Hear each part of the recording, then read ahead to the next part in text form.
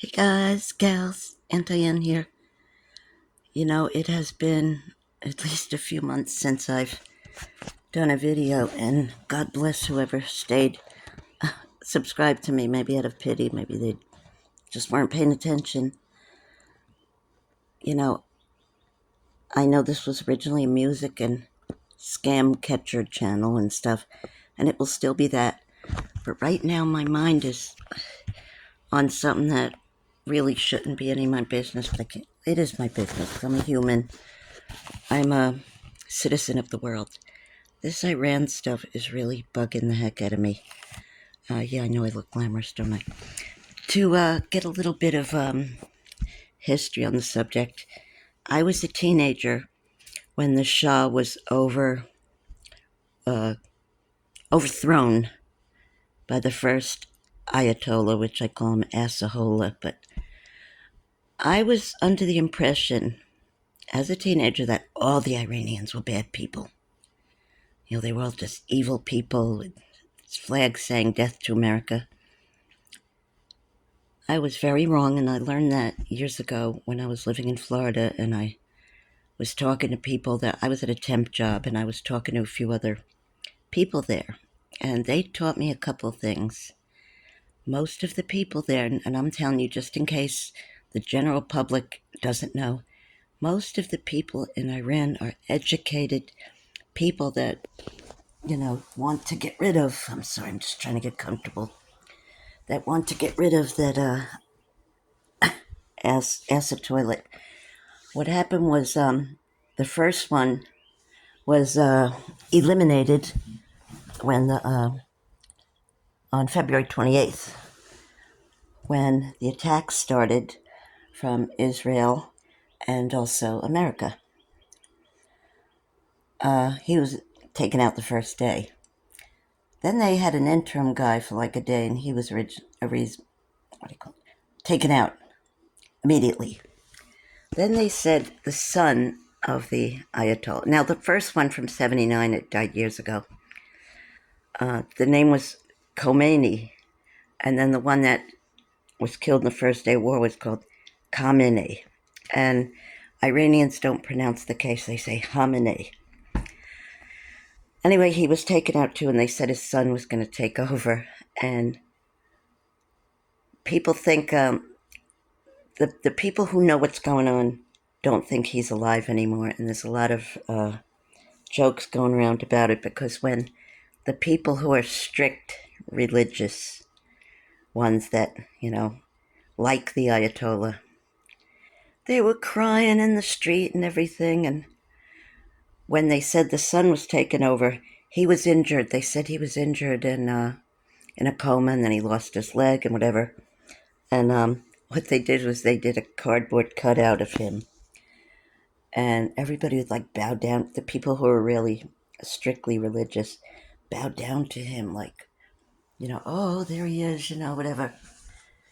Recently, and, most of us were laughing, saying, oh, wow, they're praying to their cardboard leader. And a lot of jokes were made about Weekend at Bernie's, where they carry around a dead guy. But also, recently, another channel, see, I don't like to take material from other channels and show it on mine. That's without permission, I won't do that. So I just have to relay it to you, um, you know, personally, describe it. There was like the religious people were in a crowd, and they were bowing down to the leaders that had died, and they expected all the other ones. And then all of a sudden, the cardboard leader was shown, and they were like, oh, like they just believed the IRGC, which is the the bad guys, the guys who don't want to give up power. They just like believed it. Like when they said he was alive all that time, he never spoke himself. He never showed himself on film. He never, they never had his voice. They would just have something written that said, he said so and so. Come on, if he was alive, they could have at least shown him in a hospital bed or whatever. I just want you guys to know what happened, that the news, a lot of the mainstream news, has not been telling you. Let's go back a few years, okay? Right after the Ayatollah, I'm not saying that the Shah was an angel, because he wasn't, but compared to what the IRGC is doing, it's like peanuts. Right after the IRGC, the Islamic Revolution in 1979 took over. People that worked for the Shah, were on the Shah's team, were immediately all killed, okay? Then they said you have to wear hijabs, pretty little head veil. And if you didn't have it covered all the way, you get in trouble. There were a lot of protests from the people who want the freedom.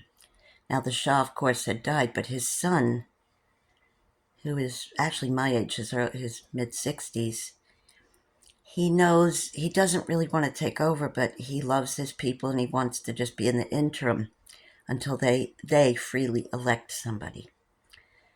And what happened was a lot of people, now he's out of the country, he's not allowed to be in the country either, under penalty of death, I guess. And I learned a lot of this stuff from people who left Islam. And I'm not saying all people that are Muslim are bad, because they're not. Some of them just don't give in to the, they're not strict Muslims where they, Allah Akbar crap, okay? They have a way of saying that everything's Israel's fault, everything's America's fault. Starting 2019, there were a lot of protests of the people that wanted freedom. And the IRGC would just mow them down. Their men would just shoot them all. In 2022, a young lady did not have her hijab on correctly. And the police, the fashion police, whatever you call it, the morality police, took her to jail, arrested her, and apparently they beat her or something, and they never got medical help for her, and she ended up passing away.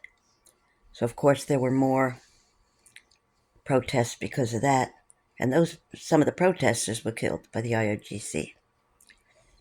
Okay, little things happen between here and there, a lot of shootings and stuff. December of 2025, January, February of 2026, and it is still going on. The IRGC assassinated, they say 40, 50,000, and we don't even know the real number. In order for the families to get their children's bodies back, they had to pay for the bullets. I mean, really sick. And people who are totally in support of the regime are saying, no, that's a lie. Meanwhile, they're saying that America and Israel killed a whole bunch of girls in a school once the war started. And that's not true either, because the IRGC, just like Hamas, uses their people as human shields. So they'll go set themselves up on their base right where the school is, so if anything happens, it's all the Americans' fault. What's going on, though, is some of the countries in Europe who want to not be racist towards anybody, want to give everybody a chance and lets them in the country. But unfortunately, a lot of crime has taken place, a lot of molestation of the women, the native women who lived in the country is going on. And once the war started and America and Israel actually attacked, a lot of people in the IRGC were taken down. But they are still, to this day, I mean, they're like little rodents or something. I'm sorry to say this, but I'm angry. And I know it's not my business, but as a human being and someone that cares, I don't think it's right. And when one of the the president or whoever the speaker is at the United Nations never gets his hands dirty. We're trying to protect the Iranian people. No, you're trying to protect just the people who are kissing your feet. The other people who want freedom, you don't give a damn about them. Because when they go out protesting, they get mowed down. But when the religious people come out, they don't get shot or anything. And you know how you can tell? The people who want freedom will have the flag with the sun, the lion and the sun.